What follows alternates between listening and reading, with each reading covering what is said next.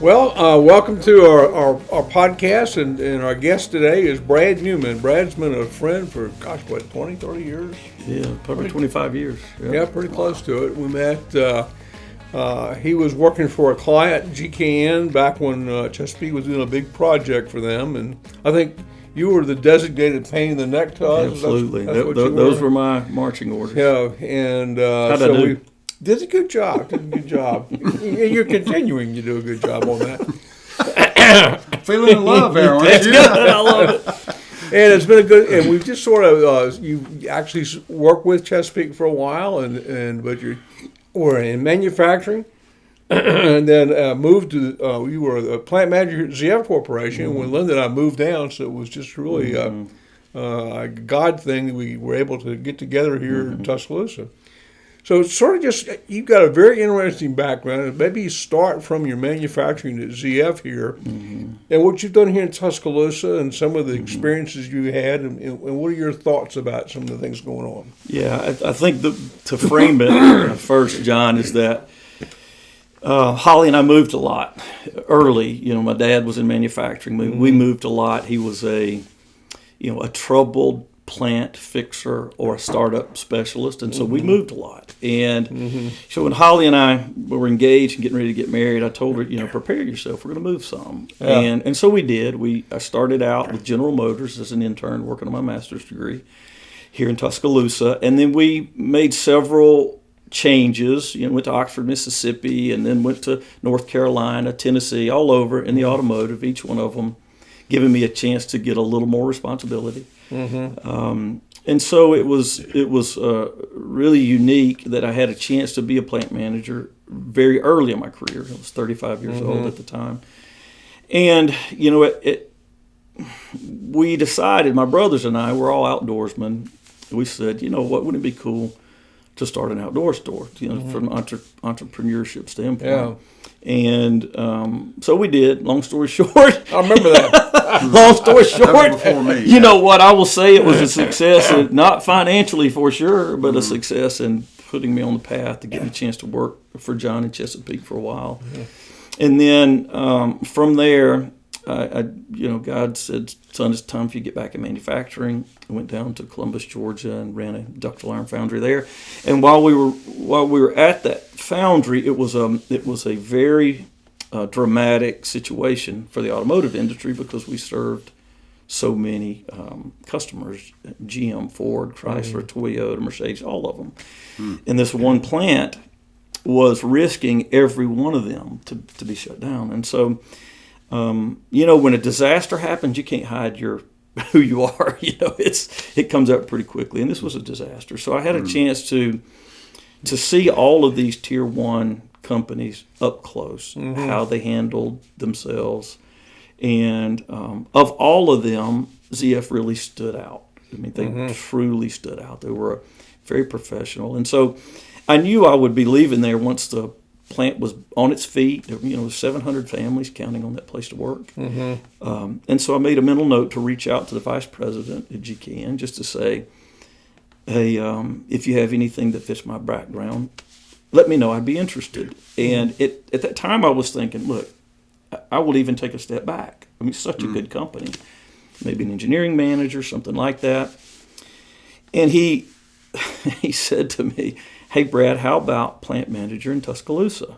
Well, so I said all that to get to the point where if I'd started working on trying to get a plant manager job in Tuscaloosa 10 years prior to that, I couldn't have. There's no way I could have landed at the best supplier to Mercedes, the best company who supplies to Mercedes, in Tuscaloosa, Alabama, which is where Holly and I started out, and my first child was born, and especially get her back close to family. And so it was honestly, up to that, I was a Christian, but a drive-by Christian for a long time. We moved a lot, and so we really, we had a good faith, but we really had to have a church home and that type of thing. And so this was really the first time that it hit me 100%. Man, God got you here. Because there's no way I could have done it. That's good In stuff. a million years, I could have done it. And so I really took that as, I I took that with special as if I needed to handle this one differently because it really did feel different. And so I was able to build a leadership team very strong there. I really going back through the process of turning around and changing culture, and so it normally takes about 2 years. Well, when 2 years was up, we really did have a very strong leadership team, and normally at that point it would be, okay, Holly, we've kind of accomplished what we need to here. Let's find another one and go. So this was the first time in my career that I was able to say, I just don't want to leave. This is where I want to be. And so it put me in a position where I had to turn new dirt. I had never turned an organization around and stayed.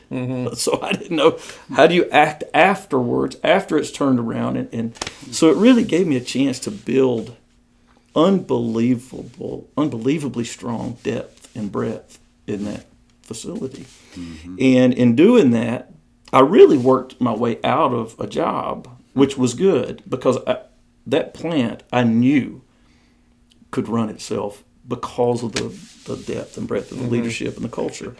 And so with that, I took the opportunity to get engaged in the community, getting on the chamber, speaking at some of the automotive supplier conferences, things like that.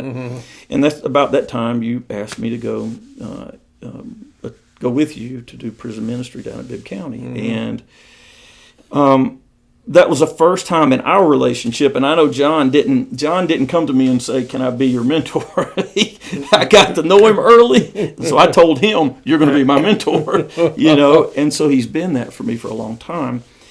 And our relationship means a whole lot to me. I mean, it really, really does. And it's kind of like a father-son thing. You don't want to let your dad down, And when he sent me the email, and a few other men, hey, we need some help at Bibb County in prison ministry, I'll be honest with you, I froze up. I really did, because I know that with the term ministry comes a higher level of responsibility, accountability, all those things. And at that time, I couldn't imagine my name and ministry in the same sentence. And so it was the first time in my relationship with John over all these years of his mentorship. I think that's a key point, because I think that goes for a lot of folks, that they don't they assume that they're not worthy, and Moses didn't think he was worthy either, and there was a whole bunch of folks who didn't think they were worthy, and God calls you, but He also equips you. Yeah, and so that's how. So it was the first time in my. In the time that I've had this relationship with John, that I thought, I'm going to have to let him down.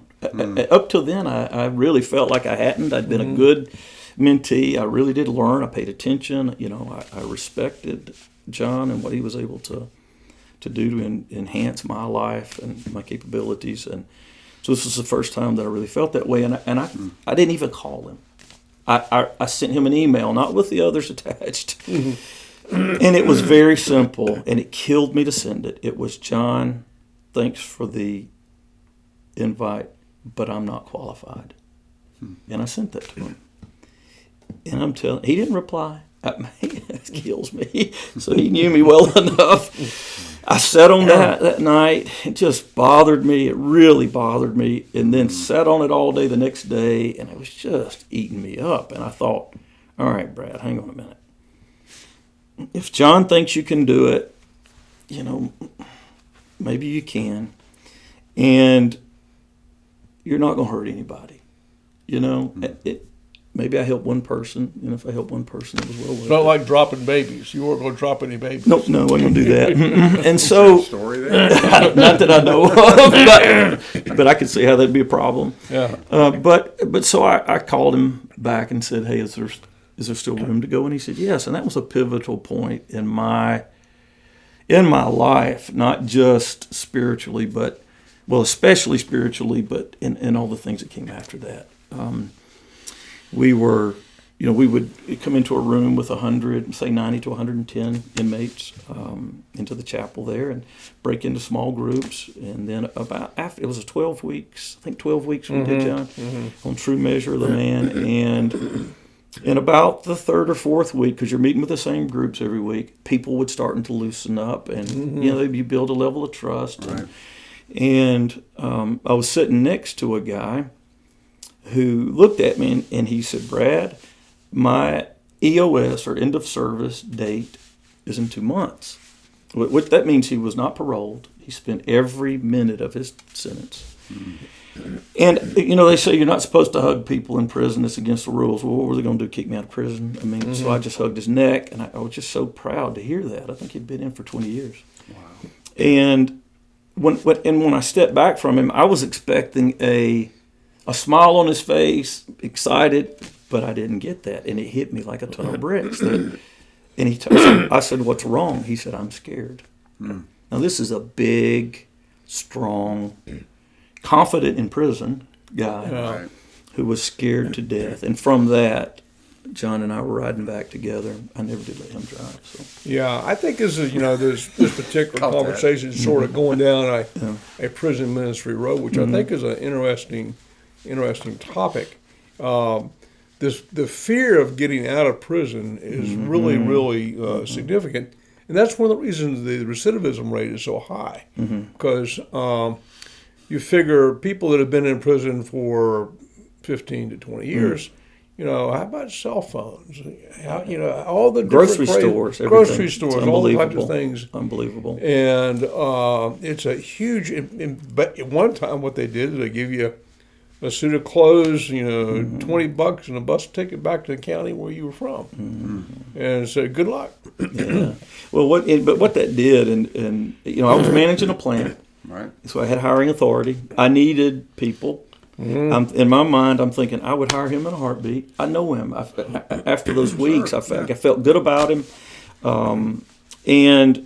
But I knew from a corporate perspective that HR wouldn't allow me to do that. Because you're just going through resumes trying to kick them out. So, but what John and I did on that drive back is we said, "John, look, I need employees, and I know the peer companies that supply to Mercedes, as well as Mercedes need them too." And so we took that as a challenge to get engaged in a way, and the Chamber of Commerce jumped right in to see if we could start the process for prison reentry, industry-led, and it was the first time in the state that it had ever happened, to yield what you were talking about, to bridge that gap between I'm coming out of prison and I have a shot at gainful employment. So doing that gave this community a chance to interview me.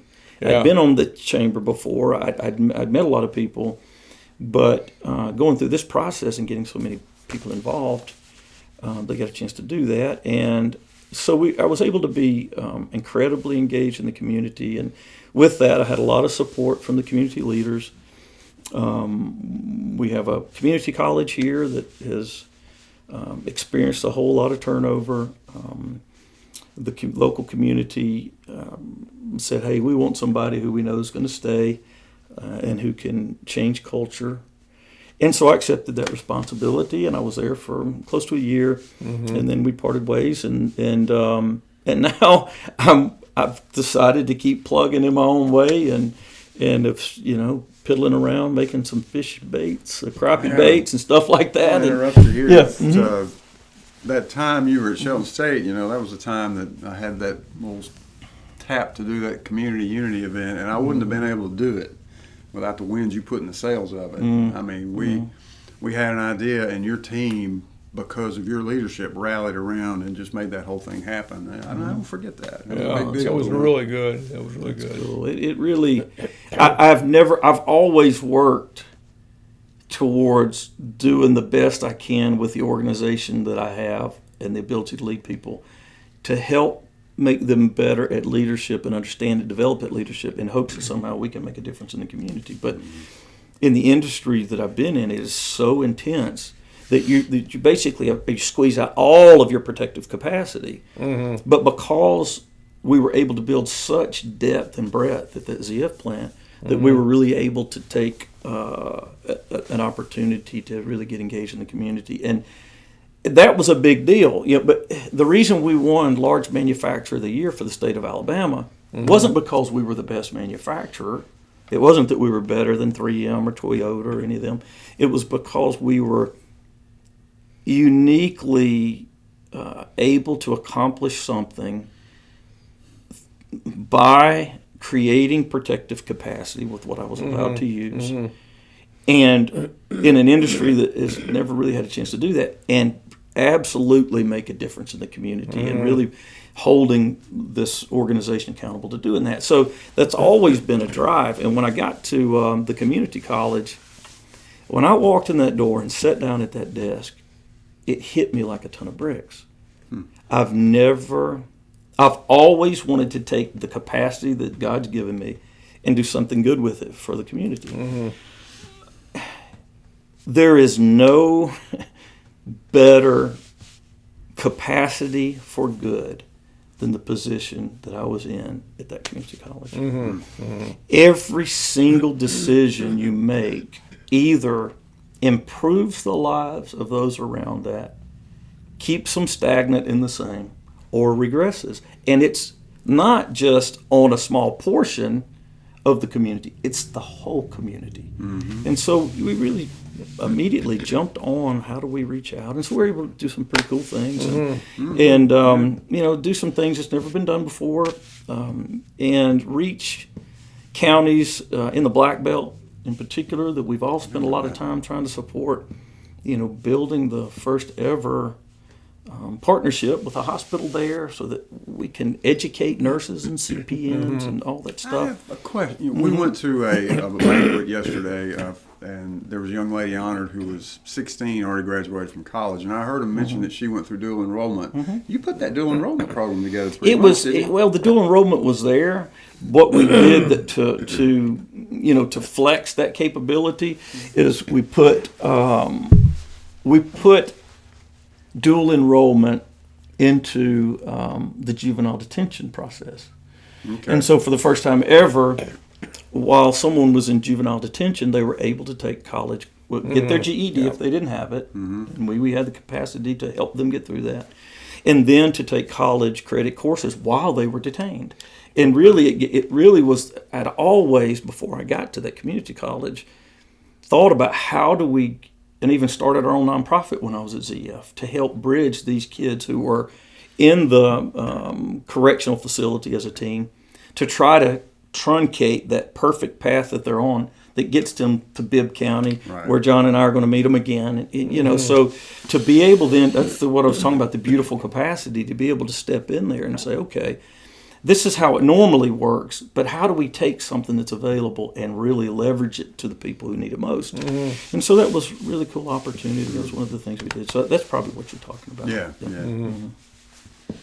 So what are your thoughts on this unity group thing we had going?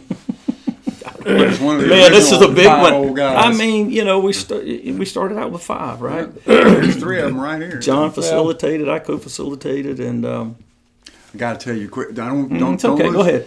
I had the same situation. He invited me to be in the group. I went, we'll do that. And then overnight, I'm like, well, why not? not going to change the time from 6 to 7, and that sealed the deal when we did that. It's just there's so much to talk about. I don't really know where to start. Kind of, I guess, keep it. We can keep in summary, but we plan on having you back several times. Okay. So okay. Well, it's just been, as a leader in manufacturing operations, I've always understood that there are different cultures within that culture. There is a minority culture. There are things that are very important to people. That as a leader, if you don't work hard to try to understand it, then you're gonna miss some things. And so I spent a lot of years studying, trying to understand the Black community, trying to understand the concerns and issues. And as a white guy, I felt like I was doing the best I could do, and I really was making that effort.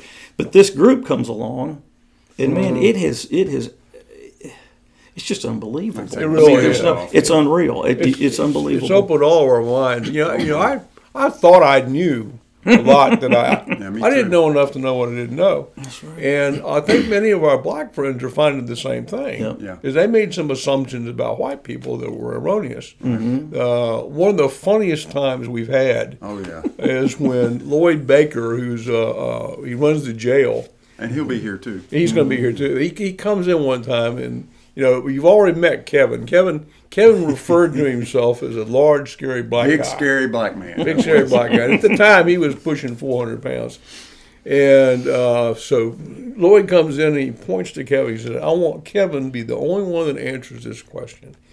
And he says, Kevin, explain to me why white people bury their dead so fast. And Kevin didn't hesitate. He says, because they're afraid they're going to turn black. And it was a roar of laughter from half the group. Right. And that was the white guys. Right. Yeah. And some of the black guys were looking around. I was sitting next to a middle-aged black guy. He says, "You mean that's not true?" And it was really funny. It was good. We've really learned a lot about one another, and hearing their perspective from someone who is now a friend. That's right.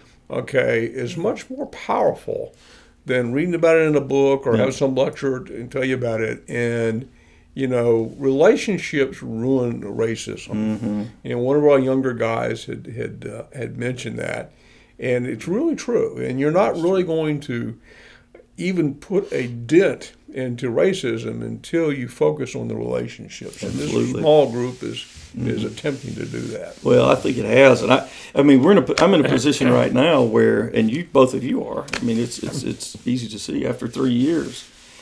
We have a group of men that, I don't know, John, you keep up with the numbers, but it's not by design, but basically half and half. Half black men, half white men, and it's men on purpose that have spent time in a room together for 2 to 3 years now, talking about topics that would never otherwise be discussed. And the thing that really proves the power of that is, I know for a fact, you know for a fact, that if I had an issue, I had a question, I had a concern, I had anything associated with their culture, my lack of understanding, whatever the case is, even if I had an issue, I've had those individuals step in when people made erroneous assumptions about me because they consider me their brothers. And without that, it's just an incredibly... I really do believe this, and I've said it several times. I don't think there's a group in the country that has... Let's say it like this. I think this group is turning dirt on race that has never been turned. I think you're right. And I truly believe it's that. It's very interesting. One of the examples, I think, is, first of all, when you talk about diversity, it's not just diversity of skin color. It's diversity of political viewpoints. We got about half Democrats, half Republicans in there, I would guess. And we have some powerful figures. One of them is the local Tuscaloosa district attorney, and another one is the president of the local SCLC. Yeah. And you're not going to, on paper, you're not going to come up with two different guys. And it was very interesting on a Facebook post among some people. There was there was a black guy trashing Hayes Webb, our district attorney. He was a pastor also. Yeah, and one of our guys, black guy, was on that particular thread, and texted that guy and says, "Hold on just a second. I know Hayes Webb, and what you're saying is not true." And says, "Let me come by and pick you up, and I'll take you to introduce you to Hayes Webb." And so that's what he did. So the guy said, "Well, what do you want me to say?" He said, "Well, I want you to be polite, but you say what you want to say." And by the time they got done, they found out that the guy that was bad-mouthing Hayes, he was a former Marine, such as Hayes is. They ended up being big buddies. And because of the relationship between that guy and Hayes. And I thought that was really interesting. Absolutely. I thought that's something that wouldn't have happened otherwise. No way. We had a conversation with one of our members who happens to be the president of the SCLC. about politics, which we try to keep out of the group, Yeah. but it creeps in occasionally. But I think we actually made some progress with him, and I think he made some progress with us too. And we come to Absolutely. find out, in spite of the fact that he had always voted opposite the way we voted, we had a whole bunch in common. That he's like, oh, okay, well, I think the same way on The that. important things we had in common. That's right. That's We right. found out That's we're right. in violent agreement. Yeah, That's exactly right. And I think the group, this is your podcast, but one of the things about the group too, I think it's made a difference, the fact that we've gone out and served. Oh, the absolutely. community Yeah, together. yeah. We've gotten out of that room and gone out and rolled up sleeves and gotten dirty. So that kind of gives you a summary of how I got to where I am now, and I'm, God's put me on a totally different trajectory now, and a hobby that I had that I was about to give up on. Bring him with you. I would love to bring him sometime. It'd be great. He may be down in a couple of weeks. Yeah. I hope so, but. I mean, the lures. Did you bring any lures with you today? No, you don't know how to fish yet. You have to come with me. Yeah. Oh, that's right. That's right. I should have brought some. But I before I'd made the decision I'm just going to sell all my stuff, and I thought let me make one more shot. And long story short, I was able to get connected with a black guy from Los Angeles Yeah. who lives in Oregon now, where there are no crappie hardly, but his name's Crappie Killer. Crappie killer. And so he and I, it's unbelievable how God works, because he's a good Christian. So many things that that are important to us, to me, were important to him, which were really necessary for us to have a true partnership. I told him that, look, if we ever make a profit, the first 10%, it's going to go to charity. Yeah. And when I said that, he went, I wouldn't have it any other way. And there's so many examples like that. And now there's some energy behind what is God going to do next. And, we're not jumping ahead trying to figure it out. We're just waking up and, Letting the Holy Spirit see guide what you. happens. Yeah. That's right. Yeah. Yeah, we ask the Holy Spirit to guide us. Sometimes we need to listen and do it. Told me, you want me to do that? I'll be obedient. But it's just amazing. Kevin, his name's Kevin Collier. He's just so excited because I haven't been through this. He's the influencer. He didn't like to be called that. He's the sales and marketing guy, which I'm the opposite of. I'm an engineer. But he's telling me, Brad, I'm telling you, God has put us together for a reason. This is going to be good. So I'm excited about it. We'll see. Yeah, he came to Tuscaloosa. It was really interesting. He had been told all these things about Alabama, and found out none of it was true. He sort of had it was really fun meeting him and everything. We were on a conference call yesterday with another guy, Robbie White, who used to live here in Tuscaloosa, moved to Portland, Oregon. I know A friend of Robbie mine. White. You know him? Yeah. So he's in Portland now. So I just wanted to connect them because it was just so ironic that both of them are there. So we got on a conference call yesterday, and Kevin was talking about that. He said, "Oh, you're from Alabama too?" And Robbie said, "Yeah." He said, "I'm telling you, I went down there, and I didn't want to come back." He loved Look it. at JJ, one of He our loved group members it. is from LA, and he lives here now. Yeah. Oh my gosh. It's just the way things have worked out. You couldn't design it on your own. There's no way. Yeah. There's no way. Sometimes To you be just where gotta we sit are. back and say, okay, this is where you're putting me. Unbelievable. Unbelievable. Well, let's go ahead and wrap this up, and we'll save a bunch of this stuff for the next time. Sounds good. Bring some lures next time. I'll do it. Bring some lures next I'll bring. time. I'll bring a crappie life hat or something. We thank you for our audience for listening in, and if you go ahead and like it and subscribe and all that sort of stuff, that helps us out. See Well, you thanks next for having And me. I appreciate I'll it. put a link to Brad's lures and website. Oh, cool. and Yeah, everything. yeah, I So think if you're interested, you can go. Even if more. you're not a crappie fisher, I think Yeah. you would be you'd like There's it. some characters on the Facebook. It's a page. fun You wanna see process. that. We're It's fun. going to take a different approach. We're going to let them decide what they want, and we'll bring it to them. And you can get you a hat that says a crappie life. Crappie life. I got it. Crappie I got life. them. I got it. We have the trademark, so we're good to go. Okay, guys. See you next time. Hey, thanks. Thanks. Yeah, thanks, guys. Oh, terrific. Good stuff, baby. That-